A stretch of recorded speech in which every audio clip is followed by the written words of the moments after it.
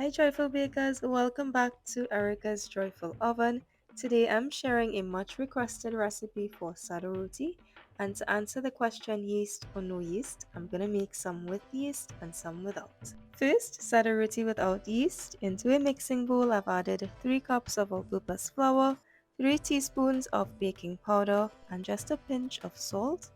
Mix this together until it's just combined. And here I have 1 cup of lukewarm water that I'm adding in gradually, and continue mixing until a soft dough forms. I'm scraping the sides of the bowl as I go along and making sure I get all those bits of flour. Once the dough forms a nice soft ball, I'm going to add about a teaspoon of oil on the surface of the dough. And as I knead, the oil is going to form a nice smooth surface and it's going to make the texture of the dough nice and smooth. Altogether, the kneading process probably takes about 3 to 4 minutes. I'm going to add a light coating of oil on the surface of the dough, cover with a clean kitchen towel and set aside for about 10 to 15 minutes so that the dough can rest. Because there's no yeast in this recipe, the dough is not going to double in size, but the resting period is going to give the glutens a chance to soften up. So I've divided the dough into 3 pieces and I'm going to shape each piece into a smooth loaf or ball. I'm making sure to crimp or seal the edges together. And then we'll set this aside and begin to roll the layers so we can cook the roti. Onto a lightly floured surface, I'm working with 1 layer at a time, and here I am gently pressing the dough to form a disc, and then using the baler or rolling pin, I'm going to roll it into a circle roughly a ½ inch in thickness or just under. For an even and easy rolling, I'll keep the surface of the dough very lightly floured, rotate the dough a couple times as I roll, and as I'm rolling, I'm pressing firmly and evenly on the rolling pin.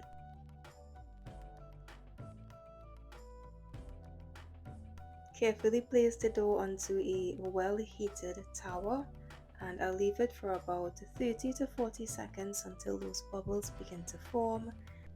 Carefully flip over and cook for 1 minute on the other side. It is important to properly heat the tower before placing the dough onto it. If the tower is not heated properly, the dough will stick, and if it is overly heated or it's too hot, then the dough is going to turn brown too quickly, and either way, your sada roti is not going to swell properly as it cooks. I'll flip once more and I'll wait just a couple seconds until I begin to see the dough puffing up just a bit.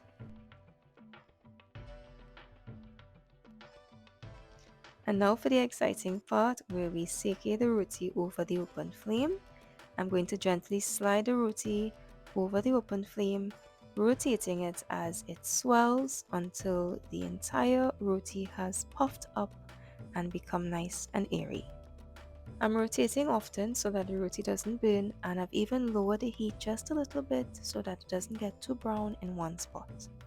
And once it's swollen on all sides, here is the completed sada roti, and it's ready to be eaten with some cheese and butter, some sauces, and we're going to cut into it to see the inside.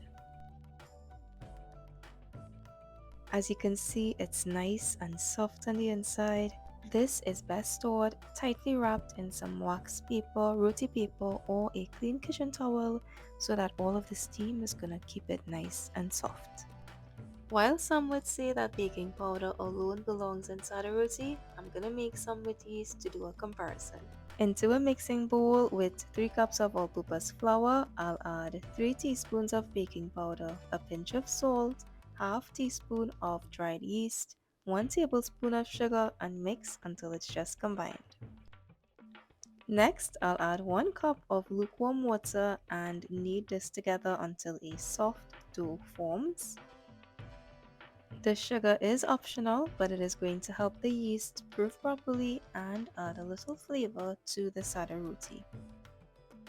making sure to scrape down the sides of the bowl. Once a nice soft dough forms, I'm going to add about a teaspoon of oil to the surface of the dough and knead this in. And this is going to help make the surface of the dough nice and smooth and give the dough a nice smooth texture. After 2 to 3 minutes of kneading, the dough is ready. I'm going to coat the surface with some oil, cover with a clean kitchen towel and set this aside for about 15 minutes. Because this dough has yeast, it is going to double in size and get a bit softer and easier to handle. I am going to divide the dough into 3 bits and I'm going to shape each one into a proper ball or loaf. Place this back into the bowl and set it aside.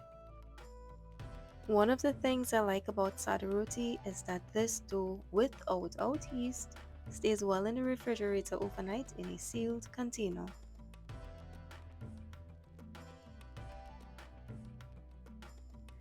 Now onto a lightly floured surface, I will take one layer, flatten into a disc, and I'm gonna use the rolling pin to roll a circle just about or just under ½ inch in thickness. I'm adding just a light dusting of dried flour as I roll, and I'm pressing evenly on the rolling pin, focusing on the ends to make sure that they are all the same thickness.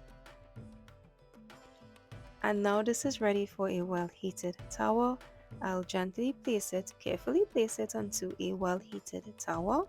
And after just about 30 to 40 seconds, when those bubbles begin to form, I'm gonna flip it 1 minute on this side and then I'll flip once more.